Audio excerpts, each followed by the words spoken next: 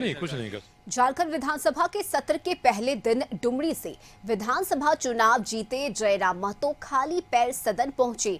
उन्होंने सदन को दंडवत प्रणाम किया, साथ ही कहा कि सदन भी एक मंदिर है और इस मंदिर से करोड़ों लोगों की आस्था जुड़ी है। खाली पैर सदन पहुंचे जयराम महतो से बात की संवाददाता राहुल ने। सड़क से सदन तक पहुंचे जयराम महतो नंगे पैर विधानसभा पहुंचे हैं और किस तरीके से अब विधानसभा आए, किस तरीके से जो जनता की समस्याएं हैं उसको उठाएंगे। सबसे प्राथमिकता में क्या होगी आपके, क्योंकि जिस तरीके से आपने लड़ाई लड़ी कई वर्षों तक, उस लड़ाई को क्या सदन में देखने को मिलेगा? जी बिल्कुल, सदन में जब भी हमें अवसर मिलेगा मैं उन समस्याओं से, उन मुद्दों से सदन को परिचित करवाऊंगा और जो ज्वलंत मुद्दे हैं इस राज्य के, उन मुद्दों को मैं प्रखरता के साथ सदन में उठाने का कार्य करूंगा। नंगे पैर पहुंचे हैं। अक्सर विधायक बनने के बाद ठाट बाट बदल जाती है, लेकिन जयराम महतो का ठाट बाट नहीं बदला है। नंगे पैर सदन पहुंचे हैं, ठंड का मौसम है, ठंड भी लग रही है। इसके पीछे क्या है? देखिए, मेरा मानना है कि तमाम धार्मिक स्थलों से महत्वपूर्ण आज ये सदन भी है। इस सदन में युवाओं की, किसानों की, बेबस मजलूमों की आस्था है और जब हम किसी आस्था के केंद्र में प्रवेश करते हैं तो सम्मान में अपने चप्पल जूतों को बाहर ही छोड़ के जाते हैं। तो मेरे हिसाब से ये सदन सर्वोपरि है और लाखों लाचार बेबसों की आस्था यहाँ टिकी है और उनकी आस्था का, मेरी आस्था का सम्मान करना मेरा कर्तव्य बनता है। 2014 का वक्त था जब प्रधानमंत्री नरेंद्र मोदी पहली बार प्रधानमंत्री बने थे और संसद जब पहुंचे थे वो भी दंडवत प्रणाम सदन को किए थे, आप भी दंडवत प्रणाम किए हैं। तो उस तस्वीर को और इस तस्वीर को जोड़ के देखा जा सकता है। देखिए, 2014 का हमें उतना विशेष नॉलेज नहीं है, हम लोग कॉलेज के छात्र थे, उन्होंने क्या किया था मुझे उतना आइडिया भी नहीं है, लेकिन मैं वही करता हूँ जो मेरे दिल को गवाही देता है कि हाँ ये करना चाहिए, ये मेरे हिसाब से सही है, मैं वो करता हूँ।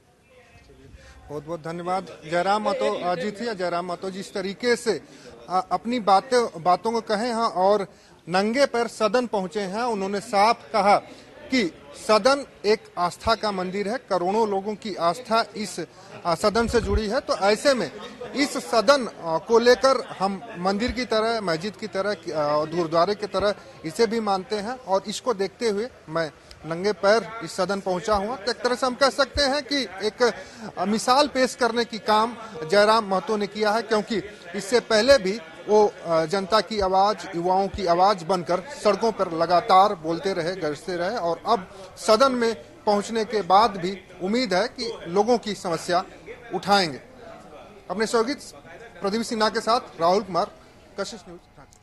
और सहयोगी राहुल इस वक्त हमारे साथ जुड़े हुए हैं। राहुल, जयराम महतो की पार्टी जेएलकेएम इस बार तीसरा विकल्प बनकर सामने आई विधानसभा चुनाव में और जेएलकेएम की वजह से नुकसान भी उठाना पड़ा बीजेपी को। अगर हम आंकड़ों को देखें, अगर हम विधानसभा चुनाव के नतीजों को देखें तो, लेकिन आज जिस तरह से जयराम महतो सदन में पहुंचे, नंगे पांव वो पहुंचे और उन्होंने सदन को मंदिर कहा और ये भी कहा कि ये आस्था का मंदिर है, लोगों की आस्था इससे जुड़ी हुई है और इसीलिए मैं नंगे पांव आया हूं। ये एक अलग तस्वीर आज देखने को मिली है।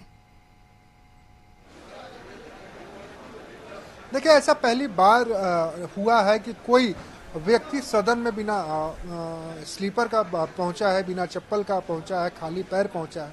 हालांकि इससे पहले एक तस्वीर 2014 में निकलकर सामने आई थी देश के संसद से।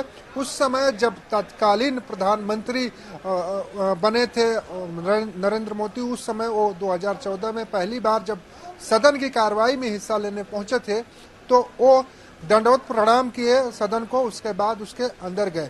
हालांकि यहाँ की तस्वीर कुछ अलग थी।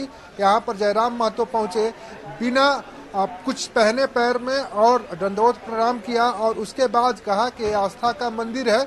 जिस तरीके से गुरुद्वारे, मंदिर, मस्जिद और चर्च की महत्व है, उसी तरीके से राज्य की जनता की जनभावना इस मंदिर से जुड़ी हुई है। ये सदन एक तरह मंदिर है और इस वजह से बिना पैर में कुछ पहने वहां पर पहुंचे। हालांकि उन्होंने साथ में ये भी कहा कि ये पहली बार ऐसा नहीं है, ये ऐसा अक्सर देखने को मिलेगा कि इस सदन की जो गरिमा है उसे बनाए रखने में जो आज की परंपरा का पालन मैं कर रहा हूं, वो परंपरा का पालन हमेशा करता रहूंगा। जी। हालांकि वो ये वक्त तय करेगा कि ये परंपरा जयराम महतो की ओर से जारी रहेगी कि नहीं जारी रहेगी। लेकिन सबसे बड़ी बात है कि आज जो सदन की कार्रवाई शुरू हुई, जो शपथ ग्रहण कराने का कार्यक्रम था विधायकों का, वो कार्यक्रम पूरा हो चुका है और सदन को कल 11 बजे तक के लिए स्थगित कर दिया गया। तो एक तरह से हम कह सकते हैं कि 4 दिन का जो स्पेशल सदन बुलाया गया था, एक दिन के लिए जो विधायकों के शपथ ग्रहण समारोह के लिए आवंटित था, वो प्रक्रिया पूरी हो गई है और अब कल जो है विधानसभा अध्यक्ष के चुनाव की प्रक्रिया के कार्यक्रम आयोजित किए जाएंगे। उसके बाद अगले दिन अभिभाषण होगा। तो एक तरह से हम कह सकते हैं कि जयराम महतो सहित तमाम विधायक थे जो पहली बार जीत के आए थे या दूसरी बार जीत के आए थे, उन लोगों ने भी सदन के सीढ़ियों को प्रणाम किया, दंडवत किया। तो एक तरह से हम कह सकते हैं कि जो आस्था जुड़ी होती है सदन से, वो आस्था जुड़ी हुई। बिल्कुल राहुल, और जयराम महतो की अगर हम बात करें तो युवा चेहरा है, डुमरी की जनता का अपार समर्थन, अपार प्यार मिला है जयराम महतो को। पहली बार विधायक बनकर आज सदन में पहुंचे, उनके चेहरे की वो चमक, वो खुशी आज दिख रही थी जब आपने उनसे बात की। हाँ बिल्कुल रश्मि, चमक दिखना इसलिए भी लाजमी है क्योंकि इससे पहले जब यहाँ पर कई कार्यक्रमों को लेकर, कई सरकार की नीतियों को लेकर जब विरोध प्रदर्शन कर रहे थे, धरना प्रदर्शन कर रहे थे, तो इसी विधानसभा के कुछ दूरी पर उन पर लाठी चार्ज किया गया था, उन्हें उठा कर ले जाया गया था पुलिस की ओर से। और जो खेलगांव में अस्थायी जेल बनाया गया था, वहाँ उन्हें रखा गया था, उनके समर्थकों को रखा गया था। तो वो दिन भी उनके जहन में था कि एक समय वो वक्त था कि जब विधानसभा के घेराव के लिए वो अपने मांगों को लेकर, युवाओं की मांगों को लेकर जब विधानसभा की ओर कूच कर रहे थे, तो इस विधानसभा की कार्रवाई एक तरफ चल रही थी, एक तरफ दूसरी तरफ जो है पुलिस प्रशासन की ओर से उनके समर्थकों और उनको रोकने की पूरी प्रयास किया जा रहा था, लाठियां बरसाई जा रही थी।